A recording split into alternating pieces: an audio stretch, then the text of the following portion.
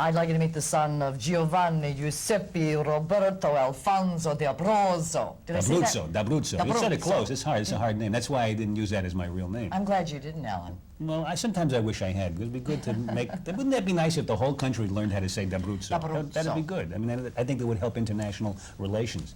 You know. We've got some personal relations we want to help. Family relations.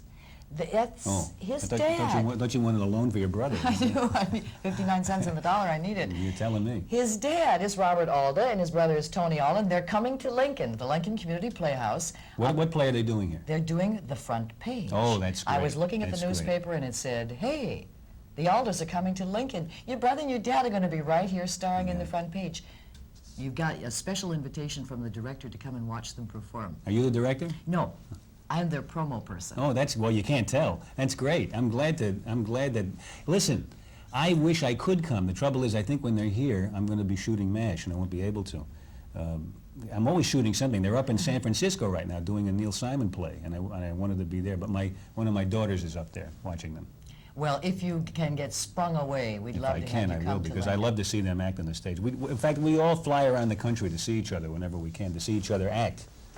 One time, my father and brother were doing a play in Ohio, and one of my daughters and I ran up there to see them, and at the end of the show, he invited us onto the stage, and we improvised a little bit in front of the audience. It was really a lot of fun. It was the first time, and maybe the only time, we'll all appear on stage together, so it was fun. But they acted in an episode of MASH with you, didn't they? My father and brother did, yeah. Yeah, how were they? Wonderful. Was it difficult to work with them? No, not at all. No. In fact, my father was on MASH twice, and my brother once.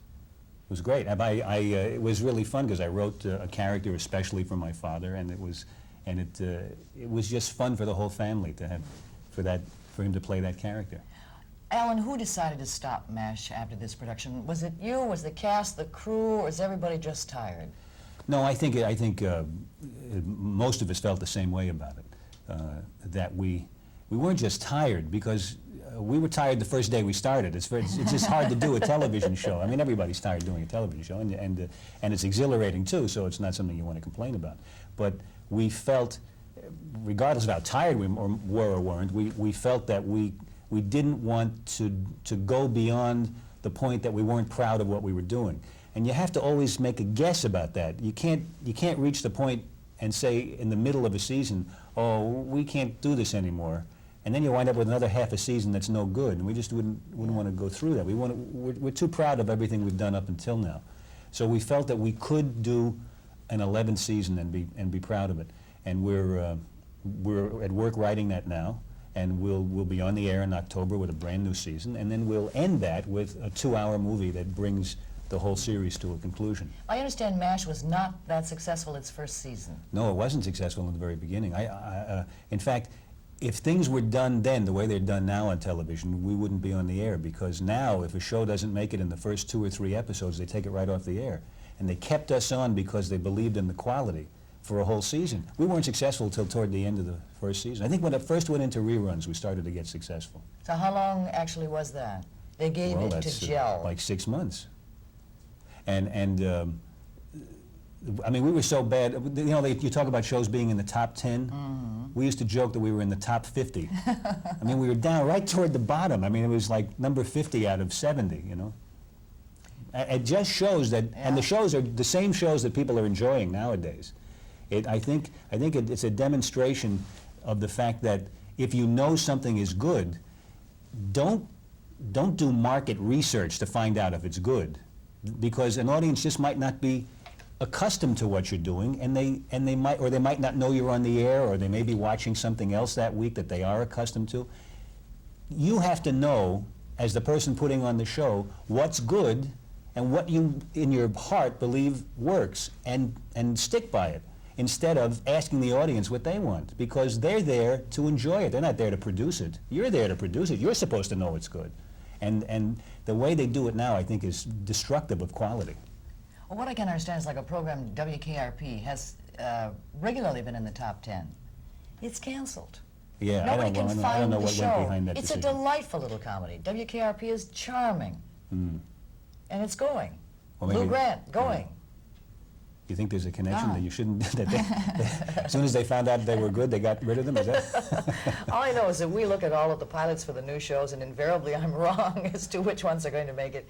And which you don't really know what will be successful. And the elements of success sometimes don't include whether or not the show is good. There are programs that, if people had a chance to watch it regularly, would come to love.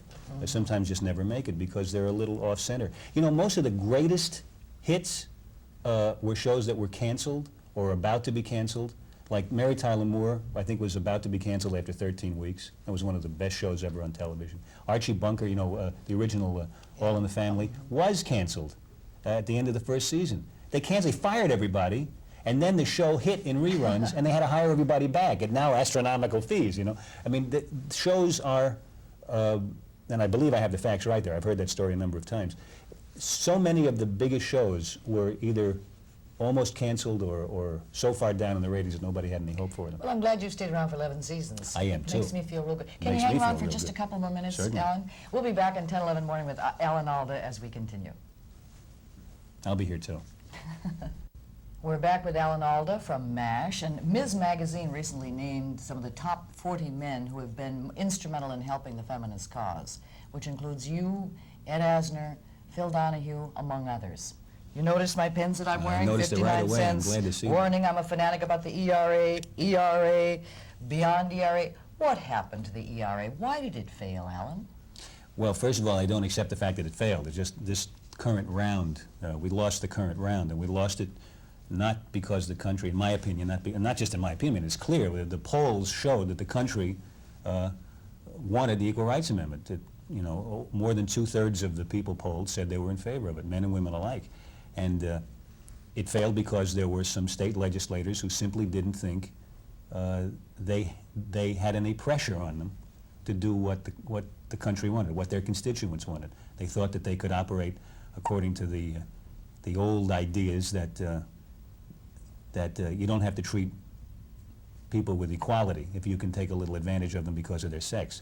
And I think that they will feel the pressure as more women in the next few years run for state legislatures and can exert political pressure on them. When you have a you now have legislatures with about, of all the state legislatures, about 11.7% of them are women, of the state legislators that we have. When you double that figure, things are going to be very different. When you triple it, things will be even more different. It took 10 years to almost triple the number of women in state legislatures. Within the next 5 or 10 years, we'll have a different makeup of these governing bodies, and I think it'll be very, very hard not to get the Equal Rights Amendment passed. Are you so committed because you have 3 daughters? That doesn't hurt, but I was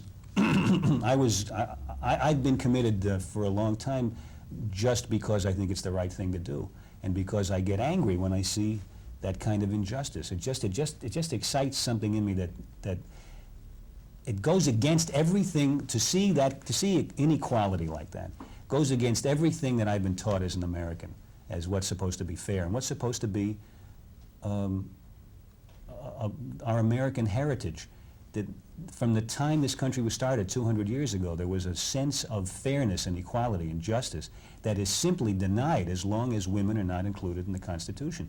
And it doesn't do any good to say they are anyway, when we have conservative Supreme Court justices in their opinions from the bench telling us that until we have an Equal Rights Amendment, women are not included in the Constitution with the same protections that, say, the 14th Amendment gives on the subject of race. We don't have it on the subject of gender.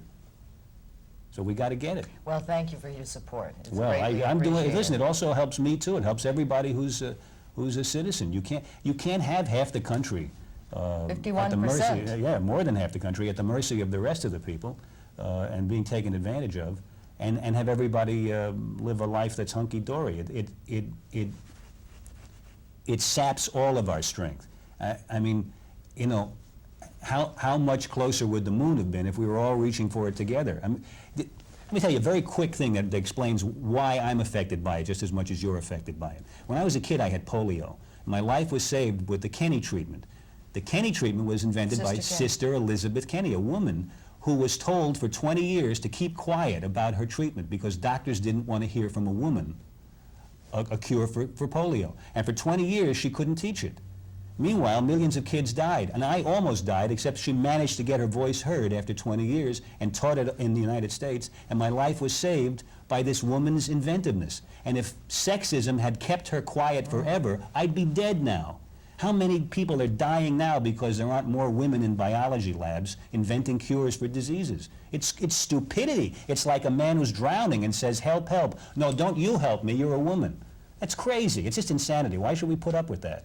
Of course I'm angry about it, and of course we're going to have equality someday. It's just too crazy now. It's suicidal. Do you have any of the after effects of the polio? No, Is it, no, I don't. that's- I'm all better, yeah.